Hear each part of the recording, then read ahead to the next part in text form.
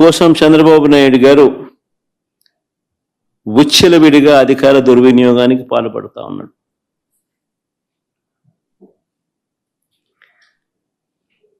గతంలో పోలీసులు ఎలా ఉండేవాళ్ళు మా ప్రభుత్వ హయాంలో అని అంటే, అత్యుత్తమ పనితీరుతో, గతంలో పోలీసులు మా హయాంలో అత్యుత్తమ పనితీరుతో, సంస్కరణలతో,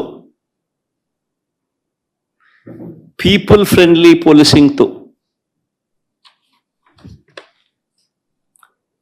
తలెత్తుకొని పోలీసులు పనిచేసే పరిస్థితులు గతంలో ఉండేవి.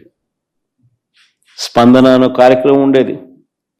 ఆ స్పందన అనే కార్యక్రమంలో వైఎస్ఆర్ కాంగ్రెస్ పార్టీకి సంబంధించిన వాళ్ళ సమస్యల కన్నా తెలుగుదేశం పార్టీ వారికి సంబంధించిన సమస్యలు ఎక్కువగా పోలీసులు సాల్వ్ చేసేవాళ్ళు, కలెక్టర్లు సాల్వ్ చేసేవాళ్ళు. ఆ రకంగా ఎక్కడా కూడా వివక్ష అనేది చూపకుండా ఎవరికి ఏ సమస్య వచ్చినా కూడా పోలీసింగ్ అనేది కానీ సమస్యలు సాల్వ్ చేయడం కానీ తలెత్తుకొని చేసే పరిస్థితులు గతంలో ఉండేటివి అధికారులకి. ఈరోజు ఆ అధికారుల పరిస్థితి ఏమిటి అని అంటే, చంద్రబాబు నాయుడు గారి మాట ఏ పోలీస్ అధికారైనా కూడా వినకపోతే వాళ్ళ పరిస్థితి ఏమిటి అని అంటే, డీజీ స్థాయిలో ఉన్న అధికారి సైతం, పిఎస్ఆర్ ఆంజనేయులు డీజీ స్థాయి అధికారి, ఈయన మాట వినకపోతే తప్పుడు కేసులు పెట్టి అరెస్ట్ చేశారు. మరో డీజీ స్థాయి అధికారి సునీల్ కుమార్ను, మరో అడిషనల్ డీజీ సంజయ్ను, దళిత ఆఫీసర్లు వీళ్ళంతా, ఇంకొక బీసీ ఆఫీసర్ ఐజీ కాంతి రాణా టాటాను,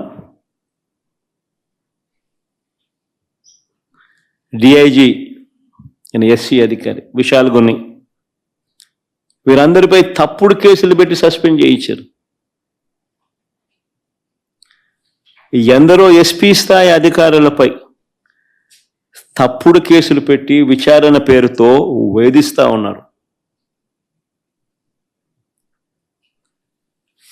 వీరు కాక నలుగురు నాన్ క్యాడర్ ఎస్పీలు, ఒక కమాండెంట్ స్థాయి అధికారి, 22 మంది అడిషనల్ ఎస్పీలు, 55 మంది డిఎస్పీలకు పోస్టింగులు లేవు.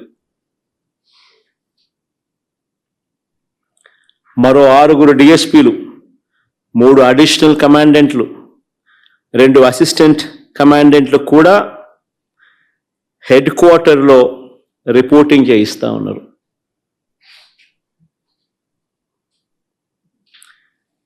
8 మంది డిఎస్పీలు సస్పెండ్. వీరు కాక మరో 80 నుంచి 100 మంది ఇన్స్పెక్టర్లు, 100 మంది కానిస్టేబుళ్ళు విఆర్లో ఉన్నారు.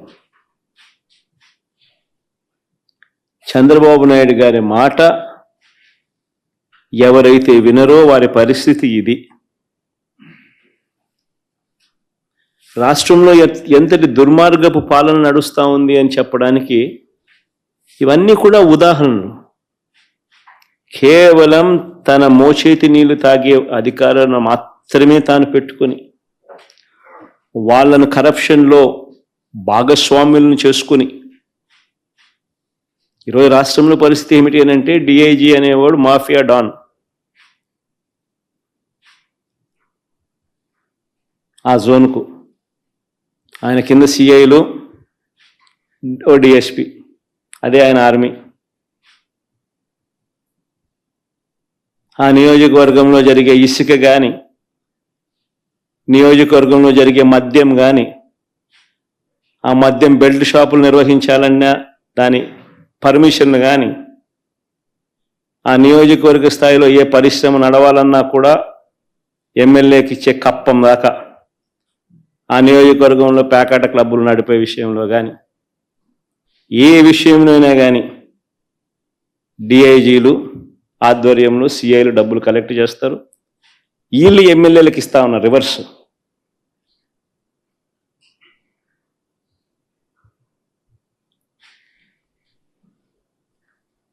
సగం వీళ్ళకి ఇస్తా ఉన్నారు, సగం పైకి పెద్దబాబుకు చిన్నబాబుకు తీసుకొని పోతా ఉన్నారు.